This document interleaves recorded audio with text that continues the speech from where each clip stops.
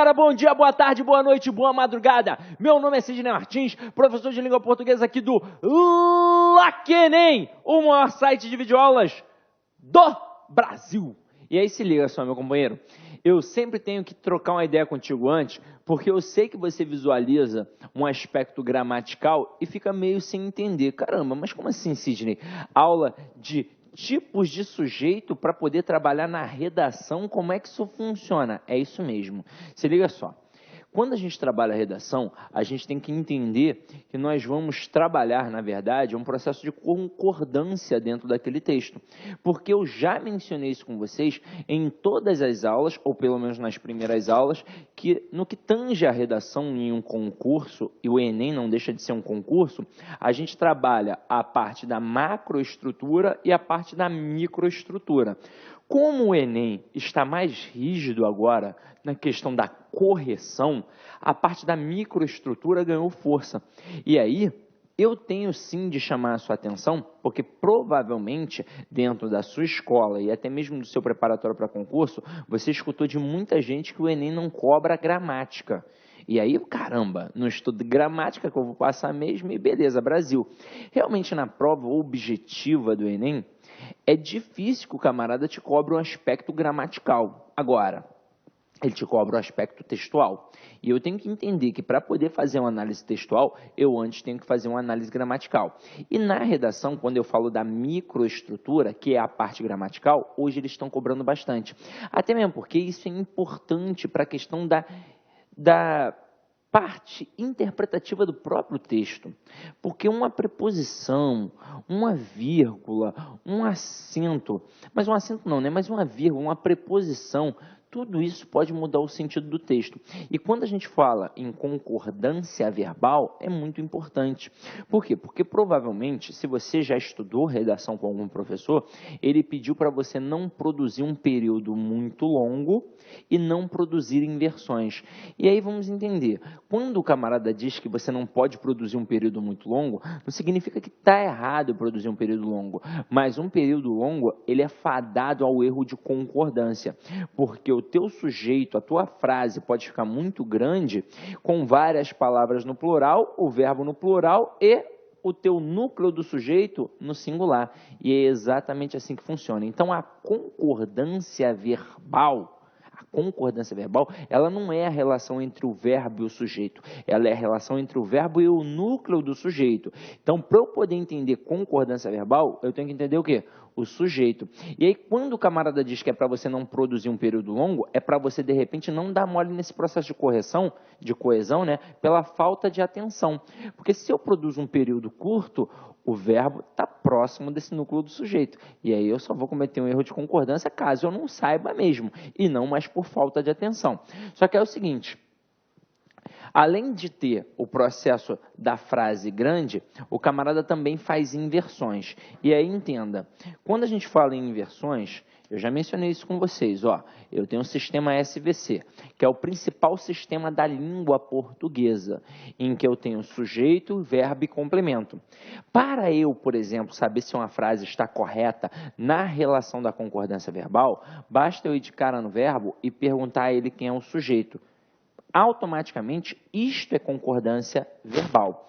Agora, este verbo concorda com todo o sujeito? Não, ele vai concordar com o núcleo do sujeito.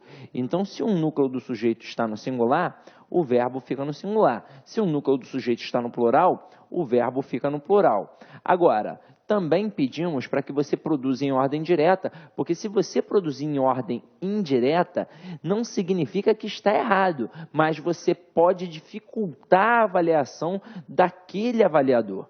Por quê? Quando eu coloco sujeito, verbo e complemento, nós fazemos assim desde quando éramos crianças. Qualquer criança fala assim, não sabe nem flexionar o verbo e diz, eu sabo isso. Então, primeiro o sujeito, depois o verbo, depois o complemento. Se, por exemplo, eu fizer uma inversão, colocar um verbo, um complemento e um sujeito, é possível fazer uma frase assim. Mas quando eu entrego isto para um avaliador que vai corrigir 1.000, 2.000, 3.000, 4.000, 5.000 redações, para e pensa. Se o camarada não entender o que você quis dizer naquele período ali, ele não vai fazer uma segunda leitura, ele vai assinalar erro de coesão e coerência. Então é por isso que a gente sempre vai fazer na ordem direta e de preferência em períodos curtos. Só que para eu poder entender toda a relação da concordância, antes eu tenho que identificar os sujeitos. Na língua portuguesa, eu só tenho 3 tipos de sujeitos. Eu tenho o sujeito determinado, o sujeito indeterminado e a oração sem sujeito. Ah, Sidney, mas por que eu lembro de vários outros elementos da época da escola? Porque apesar de eu ter 3 elementos, eles se ramificam. Só que se eu entender o conceito de cada um, eu entendi o processo como um todo, e são apenas 3 sujeitos. Tranquilo? Então vamos de cara para poder estudar o que é o sujeito determinado. Então, se é determinado, é aquele que eu consigo identificar. E se eu consigo identificar seja ele explícito, visualizando, ou implícito, ou seja, eu não estou vendo, mas eu estou conseguindo, pelo contexto, dizer quem é. Então, de acordo com a possibilidade da nossa gramática, nós temos 3 situações. Nós temos o sujeito simples, nós temos o sujeito composto e o sujeito desinencial. Só que aí é o seguinte, nós aqui vamos estudar com a visão da NGB e com a visão do que a gente vê aí no nosso dia a dia e de acordo com outros gramáticos. Para a NGB, por exemplo, só existe o sujeito simples e o sujeito composto. O desinencial não existe na NGB. E aí você deve estar pensando, caramba, Sidney, quem é esse sujeito desinencial? É o danado do sujeito oculto que nós aprendemos na época da escola. Aí você agora vai pirar, caramba, como assim não existe sujeito oculto? Eu estudei isso a minha vida inteira. Como é que não existe? Não existe na NGB, mas existe numa gramática muito importante, que é a gramática do Celso Cunha. Ele coloca lá grandão, ó, sujeito oculto. Eu, particularmente, prefiro chamar de sujeito desinencial, que é aquele que eu depreendo através da desinência verbal. Então, é mais justo chamá-lo de desinencial, mas nada impede de chamar de oculto ou de elíptico, por exemplo. Só que aí eu vou mostrar para vocês como é que esse processo funciona já de agora. Se liga só, depois a gente avalia as frases. De onde surgiu esse sujeito oculto na nossa vida, já que ele não foi registrado na NGB? Aí você para e pensa, vocês hoje devem ter mais ou menos uns 17, 18 anos. Se imaginem com 8 anos de idade. Quando um professor fala para uma criança de 8 anos de idade que o sujeito simples possui apenas um núcleo, ela entende da mesma forma que você. Quando um professor fala para uma criança de 8 anos de idade que um sujeito composto possui 2 ou mais núcleos, ela entende da mesma forma que você. Mas se um professor chegar para uma criança e falar que numa frase em que não está aparecendo um sujeito, tem um sujeito, ela já fica meio ressabiada. E se eu falar, por exemplo, que ali tem um sujeito desinencial, que ele não aparece na frase, mas que ele é facilmente subentendido pelo contexto ou pela desinência verbal, tá aí. Esta criança vai me odiar pelo resto da vida. Então, a tia Teteia teve uma brilhante ideia. Ela chamou esse sujeito de sujeito oculto. Aí a criança pensou assim, ah, tia, agora eu entendi. Ele está ali. É igual meu amiguinho oculto. Eu só não estou vendo. E eu não estou de sacanagem. Foi exatamente assim que surgiu o sujeito oculto na nossa vida, no ambiente escolar. Agora vamos entender frase por frase para poder perceber como é que funciona. Tá vendo essa frase aqui, ó? É uma frase do João Cabral de Melo Neto, de um poema chamado Tecendo Amanhã. Então aqui, ó, um galo sozinho não tece uma manhã. Mais ou menos como aquela frase, uma andorinha só não faz verão, né? Ou seja, precisa da ajuda de outras pessoas. Sozinho não vai fazer nada. Então aqui, ó, um galo sozinho não tece uma manhã. Quem é o sujeito? Então vamos lá. Eu sempre descubro quem é o sujeito indo de cara no verbo. Só que aqui, observa, apareceu uma palavra negativa acoplada ao verbo. E toda vez que eu tenho uma palavra negativa acoplada ao verbo, esta palavra ela vai entrar na pergunta. Porque a gente sempre pergunta para o verbo quem ou que para descobrir quem é o sujeito. Então, aqui no caso, como tem a palavra negativa acoplada ao verbo, a gente vai perguntar assim, ó, quem é que não tece? Quem não tece um amanhã? E aí, como resposta, eu obtenho tudo isso aqui, ó, um galo sozinho. Então, tudo isso é o meu sujeito. Agora, quem é o núcleo do sujeito? Quem verdadeiramente concorda com o verbo? É sempre o substantivo sem preposição. Então, o substantivo aqui é a palavra galo. E como é que eu sei que galo vai ser o núcleo, Sidney? Ora, aqui é um artigo e sozinho aqui é um adjetivo. Se a gente fosse pensar numa classificação sintática, e sozinho seriam adjuntos adnominais, porque estariam acompanhando o nome galo, que é o substantivo. Agora, se aqui é o núcleo do sujeito, este núcleo é que vai concordar com o verbo. Como o verbo está no singular, como o núcleo do sujeito está no singular, o verbo fica no singular. Tranquilo? Belezinha? Então vamos lá, ó. Agora olha a próxima. O sujeito composto. Pedro e Bino consertaram o caminhão. Como é que eu descubro se a frase está certa? Eu vou de cara no verbo e pergunto a ele quem é o sujeito. Pergunto quem ou o que. Só que agora se liga. Geralmente, a gente acaba perguntando já de cara no plural, como está escrito. Só que pode ser que a frase esteja errada. Então, a melhor coisa é perguntar no singular, para saber realmente se a concordância, se a flexão foi bem feita. Então, aqui, ó, eu vou perguntar quem ou o que consertou. É óbvio que eu vou ter como resposta, aqui no caso, Pedro e Bino. Então, por ter Pedro e Bino como sujeito, eu vou agora tentar descobrir quem é o núcleo do sujeito. E é óbvio que aqui eu tenho dois núcleos, Pedro e Bino. Então, este verbo aqui, ele concorda tanto com Bino como com Pedro. Então, se ele concorda com dois elementos, é óbvio que ele vai ficar o quê? No plural. Então, aqui, como eu tenho dois núcleos, o sujeito é composto. E como o verbo tem de concordar com os dois elementos, ele obrigatoriamente fica no plural. Agora, eu vou lançar um desafio para você. Quem está esperto, quem está ligado, vai acertar facilmente. Quem está desatento, é bom ficar de olho agora, hein? Vou escrever aqui assim, ó. Os jogadores ganharam a Copa.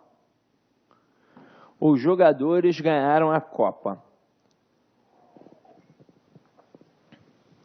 Galera, nesta frase, quem é o sujeito? Então, ó, vou perguntar para o verbo. Quem ganhou? Eu tenho como resposta os jogadores. Agora responde para mim. Sujeito simples ou composto? Às vezes, o aluno pensa, sujeito composto, pô, tem mais de um jogador, né? Não, Sidney. Só que não, garoto. Olha só, quando eu falo que sujeito simples possui um núcleo, eu quero dizer que ele possui apenas uma palavra como núcleo. Não importa se está no singular ou no plural. Agora, quando eu digo que o sujeito é composto por possuir dois ou mais núcleos, eu estou dizendo que ele tem duas ou mais palavras como núcleo. Aqui, eu só tenho um núcleo, então o sujeito é simples. Só que este núcleo está no plural. Então, como o núcleo do sujeito está no plural, o verbo fica no plural. Se o núcleo estivesse no singular, o verbo ficaria no singular. Este é o principal princípio de concordância verbal, que é o da concordância gramatical, baseada na soma. O verbo vai concordar com seu referente, que é o núcleo do sujeito. Se o referente está no singular, o verbo fica no singular. Se o referente está no plural, o verbo fica no plural. Até aí tudo bem, né? Molezinha. Agora, olha a próxima frase aí.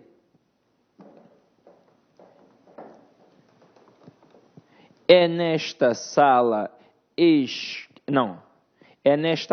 retirada e escura que vamos introduzir o leitor. Uma frase aí do Machado de Assis. Então vamos lá, ó.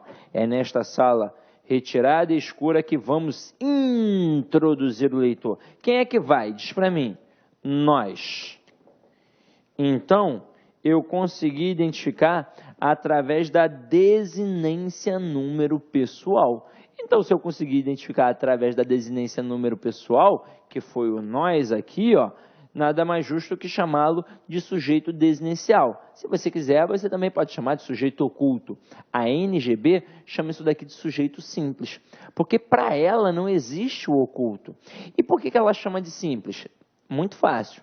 Quando o camarada identifica que foi o nós, quantas palavras como núcleo tem aqui? Apenas uma. Por isso que a NGB chama isso daqui de sujeito simples. Tranquilo? Você chama do jeito que quiser, até mesmo porque no Enem você não vai ter que classificar. De repente, se você for fazer um concurso além do Enem, aí você precisa classificar. Aliás, é muito importante. Às vezes, a gente não recebe aconselhamentos numa época exata. E aí deixa passar. Fica muito tarde para poder aproveitar. Então, se liga. Se você ainda não trabalha e está estudando para o Enem, o teu cérebro ele está com muita informação. E você é bem novo. Então, se você tem a sorte de não trabalhar e apenas estudar, aproveita que o conhecimento está aí, ó, fresco na tua mente e faça uma prova de concurso público também. Porque imagina, vai que você passa, aí você entra na faculdade num trabalho, ó, na faculdade com dinheirinho no bolso, ó, que coisa bonita, hein? Aí depois, quando terminar a faculdade, é um emprego melhor, um concurso melhor, ou então numa empresa privada que pague muito bem. Aí é contigo, meu parceiro. Eu já dei o mapa da mina, você que escolhe. Agora, vamos dar uma olhada no sujeito indeterminado. E aí a gente vai começar a ter até mais um processo de serventia no dia a dia. Porque geralmente, quando a gente trabalha a parte gramatical, é muito comum o aluno falar assim, caramba, Sidney, eu só estudo isso porque é uma convenção, porque é uma regra, porque no dia a dia não faz a menor diferença na minha vida. E o pior é que faz, meu parceiro. A gramática normativa faz diferença sim. Por exemplo, quando a gente está estudando sujeito indeterminado, isso daqui serve para você no dia a dia evitar um problema. Porque se o sujeito é indeterminado, eu não tenho como determinar. É por isso. Então, eu não tenho como identificar quem está realizando aquilo dali. Agora, na escola nós aprendemos que é aquele camarada que eu não consigo identificar. Só que eu vou além. Eu posso não conseguir ou então não querer identificar. De acordo com as estruturas aí, nós temos duas possibilidades muito comuns. Uma com o verbo na terceira pessoa do plural e outra com o verbo na terceira pessoa do singular, acompanhado do pronome ser. Esse daqui, caraca, é um desespero, parada do capeta. Agora esse daqui, ó, é bem mais tranquilo. E aí se liga, normalmente este daqui nós utilizamos no dia a dia para evitar problemas. Imagina o seguinte, imagina que aqui seja uma turma presencial. Então, eu sou professor e a turma é presencial. Vários alunos aqui, meninos e meninas, coisa e tal. Aí eu chego para uma mulher, tem de ser mulher, porque mulher não dá mole para ninguém, e eu falo que a fulana, ó, chego assim para Maria e falo assim, ó, Maria, caraca, a Bianca ontem te esculhambou aqui no curso. Agora, por que eu disse que eu vou falar para uma mulher? Porque se eu falar para o homem é muito sensato. As meninas agora devem estar me odiando, né? Mas para e pensa, o homem é sensato. Se eu falar para o João que o Pedro está falando mal dele, a primeira coisa que o João faz é olhar para o tamanho do Pedro. Se o Pedro for magrinho, fraquinho, aí sim ele vai lá tirar satisfação com o cara. E detalhe, normalmente vai perguntar, vai averiguar. Pô, Pedro, fiquei sabendo que você falou um negócio aí, o que que houve? Se o Pedro, né, deu um passo para trás, ficar com medo, coisa e tal, não, que isso, não foi bem assim, é até capaz de ficar por isso mesmo. Agora, se o Pedro encrespar para cima do João, aí o bicho pega. Agora, se eu falar para o João que o Pedro falou mal dele e ele olhar e for um negão, 2 metros de altura, fortão, ah, meu parceiro, eu tenho certeza que o João vai falar assim, que é isso, Cid? Tem certeza que ele falou mal de mim? Eu vou falar, tenho certeza, meu parceiro. Ele falou mal de você, te esculhambou, falou que você é tudo de pior. Falou que ia dar na tua cara e tudo. Aí o João vai falar assim, que é isso? Eu sou da igreja, deixa pra lá, parceiro. Agora, mulher não. Eu poderia falar para você que a Graciane Barbosa está falando mal de você, que você ia lá tirar satisfação. E detalhe, mulher não chega, minha filha, fiquei sabendo que você falou, não, já vai chegar esculhambando, que isso, ou não sei o que lá, ou só não sei o que, e bababá, eu dou na sua cara. E a outra? A outra não fica assustada não, se fosse homem ia ficar com medo. Agora, como é a mulher, já nasce preparada, que isso, minha filha, que tu tá falando de mim também, eu dou na sua cara, não sei o que. Aí começa a briga. E aí sabe o que vai acontecer?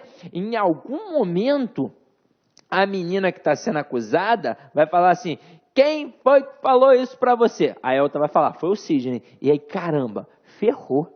Porque se já é complicado arrumar problema com uma mulher, imagine com duas. Então, eu coloquei o meu na reta. Caraca, tô numa enrascada. Para evitar esse tipo de problema, o que eu vou fazer?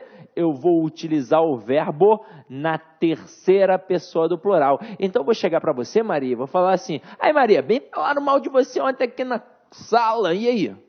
Aí ela vai falar assim, quem foi me diz que eu vou matar? Eu falo, calma Maria, eu só escutei, estava ali no bebedouro. Ó, falaram, te esculhambaram, mas eu não vi quem foi. E aí, a Maria, se um dia descobrir que foi a Joana, por exemplo, a Joana vai poder tirar satisfação comigo? Não, não vai. Porque eu nunca falei o nome da Joana. Estão entendendo a deixa? E aí, detalhe, se eu falar para Maria assim, ó, Maria, bem falaram mal de você aqui ontem na sala, concorda comigo que pode ter sido só a Joana, e pode ter sido a Joana e a Bianca, e pode ter sido todo mundo da sala? Por quê? Porque não tem como identificar. O sujeito é indeterminado. Então, sempre que o verbo aparecer na terceira pessoa do plural, sem um referente, o sujeito será indeterminado. Então aqui, ó, quando eu falo que não vai aparecer que vai aparecer sem um referente, é porque é o seguinte, se eu escrever eles falaram mal do governo, agora tem um referente. Então passaria a ser um sujeito simples. Opa, Sidney, eu sempre confundi esse negócio aí com sujeito oculto. Como assim? Vamos lá. Da mesma forma que você disse que o nós era o termo que estava sendo identificado, aí eu também consigo identificar, o eles. Igual você mostrou aí, consigo identificar o eles. Só que aí para e pensa. Se eu pensar que eu estou identificando eles aqui, quem é o eles? O Huguinho, o Zezinho ou a torcida do Flamengo? Não tem como eu dizer. Agora, quando eu digo, por exemplo, comemos o bolo, quem foi que comeu? Nós. Pelo menos um camarada está identificado. Quem? Eu. Então, por isso que o sujeito é determinado. Show de bola? Agora vamos continuar nossa brincadeira. Olha aqui. Este é o caso mais comum de erros de concordância nas provas de redação. E também quando o camarada vai cobrar isso daqui numa prova de concurso. É em cima disso daqui que ele tenta derrubar o candidato. Por quê? Porque aqui vai ter um processo que vai distanciar a gramática normativa da língua que você utiliza no seu dia a dia. Então, quando o camarada coloca aqui, ó, que o verbo na terceira pessoa do singular, acompanhado do pronome ser, caracteriza um sujeito indeterminado, como exemplo a gente tem precisa-se de empregadas. Beleza, quem é que precisa? Não sei, eu sei que alguém precisa. Agora, se eu sei que alguém precisa e não consigo dizer quem é, então o sujeito é indeterminado. Porque se é indeterminado, tem alguém praticando a ação. Eu só não sei quem é, eu não quero identificar. Mas e se eu colocar assim, ó, vende-se casas? Aí você vai pensar, ué, a mesma coisa, que tem alguém vendendo eu sei, mas quem é que está vendendo eu não sei. Só que aí, esta frase agora está errada. Aí você vai falar, impossível, sim. É impossível que esta frase esteja errada, porque eu já visualizei isso em várias plaquinhas na minha rua. E é óbvio. Imagina o seguinte, um falante comum da língua, ele não para analisar as convenções gramaticais. Ele pensa num processo lógico de linguagem. Então, quando o seu Joaquim, por exemplo, dentro de um terreno, tem 3 casas para vender, ele, o seu Joaquim, imagina assim, eu vou me indeterminar, vende-se, e vou colocar casas para mostrar que tem mais de uma casa. Um pensamento super inteligente. Só que de acordo com a convenção gramatical, o que acontece? Quando eu tenho um verbo acompanhado de um pronome ser, nem sempre o sujeito é indeterminado. E a própria gramática fala sobre isso. Eu tenho de ver se eu consigo passar a frase para a voz passiva analítica ou não. E é o seguinte, na língua portuguesa eu tenho 3 tipos de vozes verbais. Eu tenho a voz ativa, a voz passiva e a voz reflexiva. Beleza? Voz ativa, o camarada que pratica, voz passiva, o camarada que sofre, e voz reflexiva, o camarada que pratica e sofre a ação em si mesmo. Até aí tudo bem. Só que quando a gente pega a voz passiva, eu tenho uma distinção, eu tenho uma separação. Eu tenho a voz passiva sintética e eu tenho a voz passiva analítica. O que é a voz passiva sintética? É uma voz menor, ou seja, eu tenho verbo mais pronome. E o que é uma voz passiva analítica? É uma voz maior, né? A estrutura. Então, eu tenho uma locução verbal composta de um verbo auxiliar e um verbo principal. Este verbo principal sempre no particípio e o verbo auxiliar sempre o verbo ser. É assim que funciona a locução verbal da voz passiva analítica. Agora, basicamente, quando a gramática me diz isso, ela quer que eu tente transformar este verbo pronominal numa locução verbal. Quando eu consigo, é porque eu tenho um sujeito paciente. Quando eu não consigo, é porque a voz é ativa e, com certeza, o sujeito é indeterminado. Então, aqui, ó, precisa-se de empregadas. Eu consigo dizer de empregadas são precisadas? Não, não consigo. Agora aqui, ó, vende-se casas. Eu consigo dizer casas são vendidas? Olha só, consigo ou não consigo dizer casas são vendidas? Consigo. E quem é o sujeito na frase casas são vendidas? Casas. Então, isso significa que aqui, ó, casas não funciona como objeto, e sim como sujeito. Agora, se aqui é o sujeito, o núcleo do sujeito está no plural, o verbo tem que concordar. Então, como está no plural, o verbo não pode mais ficar no singular. Então, o correto seria vendem-se casas. Se eu botar casa, aí sim, vende-se casa. Mas a partir do momento que eu coloquei casas, vendem-se casas. Tranquilo ou não tranquilo? Agora,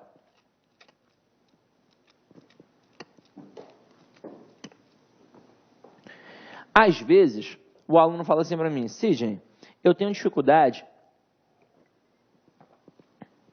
em tentar fazer essa passagem, às vezes, quando a frase está um pouquinho maior, ou se aparecer algum tipo de inversão, aí eu fico meio confuso.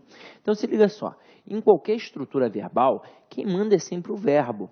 Então, quando eu tenho um verbo mais um pronome ser, para eu poder saber se o sujeito é indeterminado, se vai ficar no singular ou se vai ficar no plural, basta eu pensar na regência do verbo que eu já ensinei a vocês. Então, olha só, se o verbo é transitivo direto ou transitivo direto e indireto, isso por causa do direto, mais o pronome ser, sabe o que eu teria aqui sempre? Eu teria aqui uma PA, ou seja, uma partícula apassivadora. E para que serve uma partícula apassivadora? Serve exatamente para indicar a passividade de um sujeito. Então, aqui eu teria um sujeito paciente. E aí, observa. Se aqui é um sujeito paciente, é porque a minha voz é passiva. Minha voz é passiva.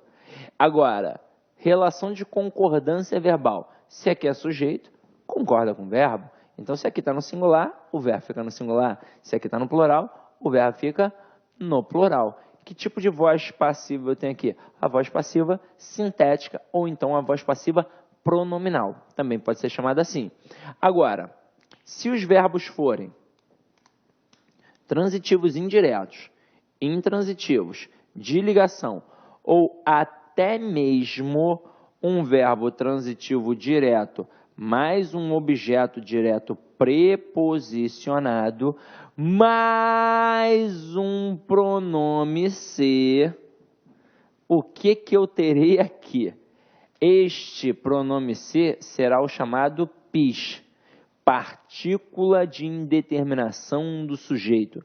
E se é uma partícula de indeterminação do sujeito, que tipo de sujeito eu tenho? Ora, só pode ser o sujeito indeterminado. E aí vamos pensar na voz. Se aqui era a voz passiva porque tinha um sujeito paciente, se o sujeito é indeterminado, que tipo de voz eu teria aqui? Uma voz ativa. E se aqui concordava com o verbo por ser sujeito, como aqui o sujeito é indeterminado, como é que vai acontecer com este verbo? Ele vai ficar sempre na terceira pessoa do singular. Então, quando alguém diz para você que o verbo na terceira pessoa do singular, acompanhado do pronome ser, caracteriza um sujeito indeterminado, não é qualquer tipo de verbo. São estes verbos, o transitivo indireto, o intransitivo, o de ligação e até mesmo o verbo transitivo direto, mais um objeto direto preposicionado. Caramba, Sidney, isto funciona na prática? Funciona. Ó. Lembra daqueles exemplos? Precisa-se de empregadas.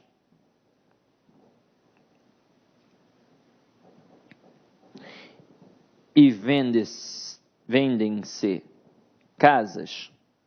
Vou botar os dois certos aqui. Então, visualizei o verbo mais o pronome ser, vou pensar na regência do verbo. Então, precisa-se. Quem precisa, precisa de alguma coisa. Então, o verbo transitivo indireto, regido pela preposição de. Se eu tenho o verbo transitivo indireto acompanhado de um pronome ser, é porque este pronome é uma partícula de indeterminação do sujeito. Então, por exemplo, nesta frase, a minha voz é ativa e o meu sujeito é indeterminado. Se o meu sujeito é indeterminado, ficou faltando classificar alguém aqui, ó. Ficou faltando classificar o termo de empregadas. Então, o termo de empregadas, se o verbo é transitivo indireto, vai funcionar como objeto indireto. E aí se liga. Eu coloquei empregadas. O verbo vai ficar no singular? Vai. Tanto faz aqui estar empregada ou empregadas, porque aqui está funcionando como objeto indireto. E o objeto indireto não tem que concordar com o verbo. Quem concorda com o verbo é o sujeito. E o verbo aqui vai ficar no singular exatamente porque a estrutura comporta um sujeito indeterminado. Agora, vendem-se casas. Vamos pensar. Quem vende, vende alguma coisa. Então, eu tenho um verbo transitivo direto. Verbo transitivo direto mais o pronome ser, tá aqui. Eu tenho uma PA, ou seja, eu tenho uma partícula passivadora. E se eu tenho uma partícula passivadora, ela serve exatamente para isso, para indicar a passividade de um sujeito. Então, casas aqui é o sujeito. E foi o que eu falei a vocês. Se aqui é sujeito, o verbo vai concordar com este sujeito. Então, se aqui está no singular, o verbo fica no singular. Então, ficaria vende-se casa. Se aqui está no plural, o verbo fica no plural. Vendem-se casas. Capito? Agora, para treinar, para testar um pouquinho, vou colocar aqui mais algumas frases, tá? Então, olha só.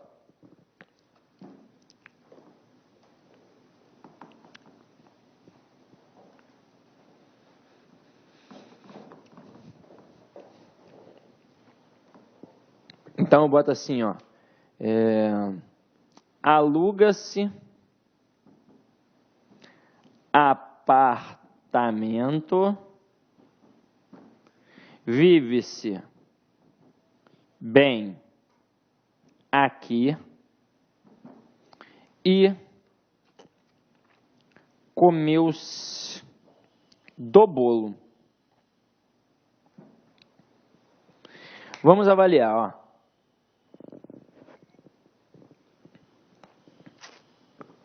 Quando eu coloco aluga-se apartamento, pensa no verbo. Quem aluga, aluga alguma coisa. Então, eu tenho um verbo transitivo direto.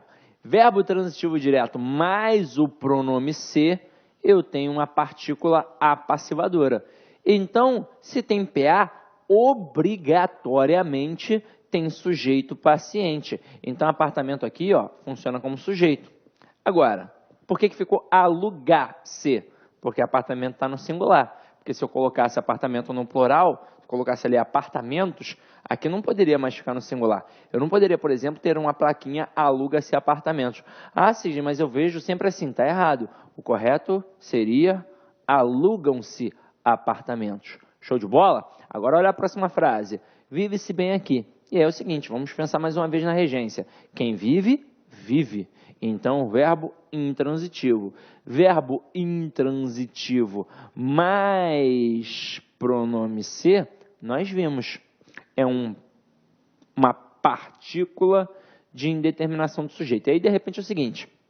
No seu colégio ou no seu preparatório para concurso aí, você pode escutar pronome de indeterminação, partícula de indeterminação, símbolo de indeterminação, índice de indeterminação.